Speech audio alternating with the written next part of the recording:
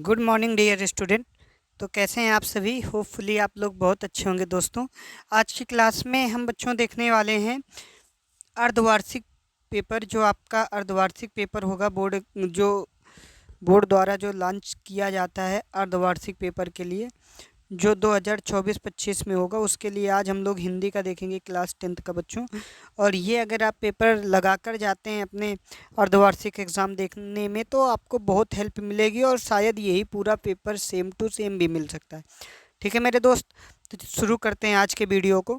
और पहले तो आपको भी पता है कि खंड आ में 20 खंड जो का होगा उसमें 20 बहुविकल्पी प्रश्न होंगे, जिसमें से पहला प्रश्न है बच्चों, चिंतामणि निबंध संग्रह है। तो भैया किसका चिंतामणि है? आचार्य रामचंद्र शुक्ल का। आपको आचार्य रामचंद्र शुक्ल की और भी बच्चों 2 रचनाएं लिखनी है। अगला क्वेश्चन है बच्चों, आकाशदीप और प्रतिध्वनि किस विधा की रचना है? तो बच्चों ये आपको बताना है किस विधा की रचना है। तो ये भैया कहानी विधा की रचना है। और किसने लिखा है? जयशंकर प्रसाद ने। जयशंकर प्रसाद ने। ठीक है जी। अगले प्रश्न पर चलते हैं बच्चों। अगला प्रश्न है, ठूठा आम किसकी रचना है? तो बच्चों किसकी रचना है आप लोग बताइएगा, किसकी है? भगवत शरण उपाध्याय जी की ये रचना है ठूठा आम। अगला, अपनी खबर किस विधा की रचना है? अपनी खबर बच्चों जो है आत्मकथा है। और किसकी है? पांडे बेचन शर्मा जी की। ठीक है। अगले प्रश्न पर बच्चों चलते हैं।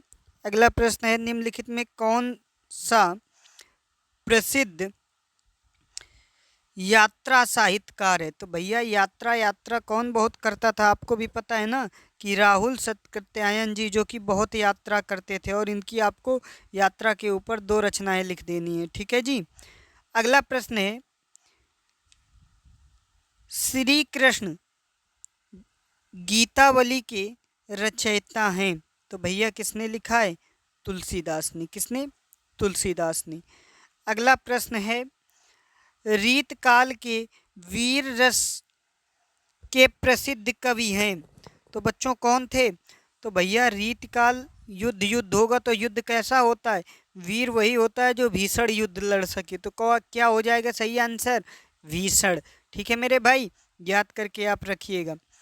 अगला प्रश्न है बच्चों, छायावाद की प्रमुख विशेषता है। तो क्या है बच्चों? छायावाद की प्रकृति का मानवीकरण। क्या हो जाएगा? प्रकृति का मानवीकरण। अगला प्रश्न है बच्चों, तार सप्तक का प्रकाशन वर्ष है। तो बच्चों इसमें द्वितीय तृतीय नहीं कह रहा, तो मतलब प्रथम तार सप्तक का प्रकाशन वर्ष तो बच्चों वो होता है 1943 से। 1943 से प्रथम। और द्वितीय जो होता है बेटा, द्वितीय तार सप्तक का प्रकाशन वर्ष था 1951। और जो तृतीय था, तृतीय, उसको भी आप लोग लिखेंगे 1959। ठीक है मेरे भाई। तो तीनों तार सप्तक, प्रथम तार सप्तक 1943 से, द्वितीय तार सप्तक का प्रकाशन वर्ष हुआ था 1951 से, और तृतीय का 1959 से। ठीक है। अगले प्रश्न पर बच्चों बढ़ते हैं। अगला प्रश्न है, आधुनिक काल की समय सीमा है। तो जब भी आधुनिक बात हो जाए तो मतलब अभी तक, तो याद रखना 1843 से अब तक। ठीक है। हास्य रस का स्थायी भाव होता है बच्चों। हास्य रस का स्थायी भाव यहाँ पर गलत लिखा है, यहाँ पर हास होना चाहिए। क्या होना चाहिए बच्चों? हास होना चाहिए। ये आपका सही आंसर हो जाएगा। अगले प्रश्न पर बच्चों चलते हैं। चरण कमल बंदो हरिराई उपयुक्त पंक्ति में अलंकार है। कौन सा अलंकार है आपको बच्चों बताना है। तो इसमें कौन सा अलंकार है? रूपक अलंकार है। ठीक है बच्चों, एक वीडियो अलंकार के ऊपर आएगी जिसमें कोई भी अलंकार हो आपको ट्रिक से बता दिया जाएगा उसको कैसे सॉल्व करना है। ठीक है मेरे भाई। सम्मांत्रिक छंद है। तो भैया जो है चौपाई सम्मांत्रिक छंद है। बट एक बात और याद रख लेना कि ये आपके सिलेबस में नहीं है। तो आपके सिलेबस में क्या है भैया? सोरठा है। तो पेपर में ऐसा आएगा, ये पेपर में ऐसा नहीं आएगा, शॉर्ट आएगा। अर्धवार्षिक में बच्चों ऐसे ही दे दिया जाता है पेपर, और रोला है। ठीक है, तो ये आप याद रखेंगे। ठीक मेरे भाई, अगले प्रश्न पर बढ़ते हैं बच्चों। अगला प्रश्न है पर्यावरण। पर्यावरण शब्द में प्रयुक्त उपसर्ग। अब बच्चों प्रत्यय आपके चैप्टर से हट गया है, उपसर्ग है। तो बताइए क्या हो जाएगा पर्यावरण शब्द में उपसर्ग, जो पहले लग करके शब्द में परिवर्तन कर दे तो पर्या हो जाएगा। क्या हो जाएगा बच्चों? पर्या हो जाएगा। यू समद, सर्वनाम शब्द का द्वितीय बहुवचन बताइए। तो बच्चों क्या हो जाएगा? युवाम। क्या हो जाएगा? युवाम। भीमा अर्जुन में समास है, तो बच्चों बताइए क्या हो जाएगा? कौन सा समास? द्वंद्व समास। ठीक है, अगले प्रश्न पर बढ़ते हैं बच्चों। बादल। बादल का पर्याय बचिए। तो भैया ये आकाश तो आकाश, नभ, गगन, अंबर, ये तो बादल का है नहीं। नभ, गगन, अंबर ये तो है नहीं भैया, ये तो आकाश के हैं, इसको हटा दो। नीरज कमल का होता है, कमल। अंबुज, नीरज, तोयज, जा जिसमें लग जाए वो कमल का, और दा जिसमें लग जाए वो बादल का। इसमें भी दा आ रहा है ना, अंबुद, नीरद, तोयद, ऐसे करके बच्चों। अगला प्रश्न देखते हैं बच्चों। अगला प्रश्न क्या है? वह जाता है वाक्य है, सरल वाक्य है, मिश्रित वाक्य है, संयुक्त वाक्य है, वाक्य कोई नहीं है। तो बच्चों ये कैसा वाक्य है? सरल वाक्य। वाच्य कितने प्रकार का होता है? तो बच्चों वाच्य 3 प्रकार का होता है, कृतवाच्य, भाववाच्य, कर्मवाच्य। ठीक है बच्चों, तो सही आंसर क्या हो जाएगा? 3। दांत का तत्सम होगा दंत। ठीक है जी, ये हो गया आपका पूरा। अब खंड बा में आते हैं। तो बच्चों खंड बा आपको पढ़ लेना है। कुसंग का ज्वार सबसे भयानक होता है, या केवल नीति एवं सद्वृद्धि का ही नाश नहीं करता बल्कि बुद्धि का भी क्षय क्षय करता है। किसी युवा पुरुष को संगति आदि बुरी होगी तो वह अपने पैरों में बंधी चक्की के समान होती होगी, जो उसे दिन प्रतिदिन अवनति के गड्ढे में गिराती जाएगी, और यदि अच्छी होगी तो सहारा देने वाले सुदृढ़ बाहु के समान होगी, जो उसे निरंतर उन्नत की ओर उठाती जाएगी। अब बच्चों पूछा जाएगा उपयुक्त गद्यांश का संदर्भ लिखिए। तो बच्चों ये 2 नंबर में, ये 2 नंबर में, ये 2 नंबर में, ये 6 नंबर का प्रश्न बनेगा बच्चों, और बड़ा आसान होता है। तो उपयुक्त गद्यांश हमारी पाठ्य पुस्तक हिंदी के मित्रता नामक पाठ से लिया गया है, जिसके लेखक जय आचार्य रामचंद्र शुक्ल हैं बच्चों। इसे ऐसे इतना लिख देना है। इसके बाद में यहाँ पर रेखांश रही होगी, यहाँ से ऐसे करके रेखांश थी, इतने रेखांश की क्या कर देना था?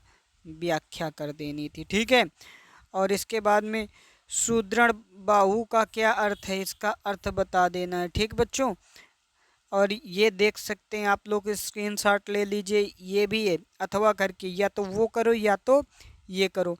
फिर बच्चों ये पद्यांश पे आ गए, गद्यांश हो गया, पद्यांश को भी आपको पढ़ लेना, और इससे भी धूर भरे अतिशोभित लागे, ऐसे करके जो है इसको अपना बच्चों पढ़ लेना। इससे जो है क्वेश्चन, ये भी क्वेश्चन आपको करने हैं। ठीक है जी, अगला क्वेश्चन बच्चों संस्कृत में आ गया। संस्कृत गद्यांश में से किसी एक का संदर्भ सहित अनुवाद कीजिए। ठीक है, तो आप इसका स्क्रीनशॉट ले लो और आप अपने नोटबुक से कर लेना। अगर नहीं कर पाते तो आप मुझे एसएमएस करिएगा। ठीक है बच्चों, अब पद्यांश का भी ऐसे करके ही आ जाएगा। और इसके बाद बच्चों अब यहाँ से क्वेश्चन जो है चेंज हुआ है, यहाँ पर सब जिले वाइज है। अपने पठित खंड काव्य के आधार पर किसी एक प्रश्न का उत्तर दीजिए। तो बच्चों जो फतेहपुर जिले के बच्चे हैं उनके यहाँ पर आएगा मुक्तिदूत।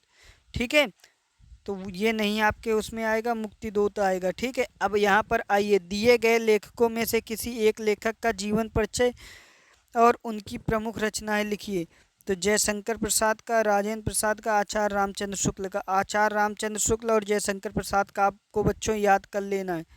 ठीक है मेरे प्यारे बच्चों, अब चलिए यहाँ पर एक क्वेश्चन बच्चों लिखने में गलती हो गई है पेपर से।